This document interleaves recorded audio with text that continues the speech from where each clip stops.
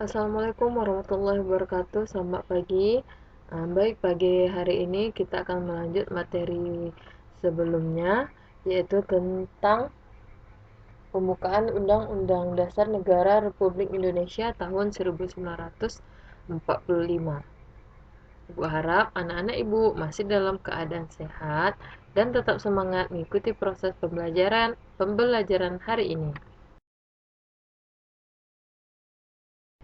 Baik, adapun tujuan dari pembelajaran pada hari ini yaitu mengidentifikasi sikap positif terhadap pokok-pokok pikiran dalam pembukaan Undang-Undang Dasar Negara Republik Indonesia tahun 1945.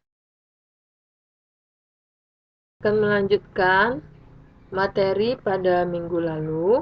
Kita masuk pada materi yang baru, yaitu tentang sikap positif terhadap pokok pikiran pembukaan Undang-Undang Dasar Negara Republik Indonesia tahun 1945. Jadi, apa saja contoh sikap positif terhadap pembukaan UUD ini, yaitu contoh pikiran persatuan dalam lingkungan keluarga. Contohnya yaitu menghargai sesama anggota keluarga, menjaga sesama anggota keluarga, rukun, serta sopan santun dengan saudara dan orang tua. Jadi itu adalah salah satu contoh sikap positif terhadap lingkungan keluarga. Kemudian kita akan bahas lagi sikap positif pada lingkungan sekolah. Jadi, contoh pikiran persatuan dalam lingkungan sekolah yaitu berteman dengan semua orang tanpa membeda-bedakan latar belakang, serta ikut dan berperan aktif dalam kelompok belajar. Jadi, itu adalah salah satu contoh sikap positif yang ada di lingkungan sekolah. Kita akan bahas tentang sikap positif terhadap atau dalam lingkungan masyarakat. Jadi, contoh pikiran persatuan dalam lingkungan masyarakat yaitu contohnya seperti apa? Membaur dengan masyarakat sekitar tanpa membeda-bedakan dan ikut serta dalam kegiatan bersama tetangga atau kerja bakti.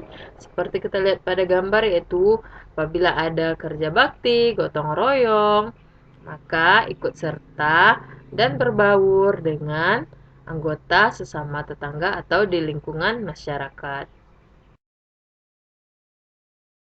Kemudian kita lanjutkan lagi yaitu pada lingkungan negara. Contoh pikiran persatuan dalam lingkungan negara yaitu yang pertama yaitu mendahulukan kepentingan bangsa dan negara di atas kepentingan pribadi dan golongan serta menghormati orang lain yang berbeda suku, ras, dan agama. Jadi itu adalah salah satu contoh pada lingkungan negara. Jadi kita lanjutkan lagi pokok pikiran keadilan sosial dalam lingkungan keluarga. Sedangkan yang tadi itu yaitu contoh pokok pikiran persatuan dalam lingkungan keluarga. Sedangkan ini yaitu pokok pikiran keadilan sosial dalam lingkungan keluarga. Contohnya seperti apa? Yaitu tidak memaksakan kehendak terhadap anggota keluarga lain. Kemudian bersikap adil terhadap anggota keluarga lain. Jadi itu adalah salah satu contoh dari pokok pikiran keadilan sosial dalam lingkungan keluarga. Itu adalah sikap-sikap positifnya. Kemudian kita lanjutkan lagi bagaimana pokok pikiran keadilan sosial dalam lingkungan sekolah. Contohnya seperti menaati peraturan sekolah, masuk sekolah tepat waktu, dan melakukan kewajiban di sekolah. Dan kita masuk pada lingkungan masyarakat. Itu contoh pikiran keadilan sosial dalam lingkungan masyarakat. Contohnya menjaga pergaulan dan harmoni dengan tetangga dan membantu tetangga yang mengalami kesusahan. Itu adalah contoh pokok pikiran keadilan sosial dalam lingkungan masyarakat. Jadi, sedangkan pokok pikiran pada lingkungan negara yaitu membayar kewajiban terhadap negara tepat waktu. Contohnya itu membayar pajak dan listrik, menjaga peralatan umum, dan menjaga ketertiban. Kemudian kita masuk kepada contoh pokok pikiran kedaulatan rakyat dalam lingkungan keluarga. Contohnya yaitu berdiskusi dan bermusyawarah untuk menentukan tindakan yang tepat dalam berbagai hal, seperti perihal pemenuhan kebutuhan dan penyelesaian persoalan secara bersama-sama di dalam anggota keluarga.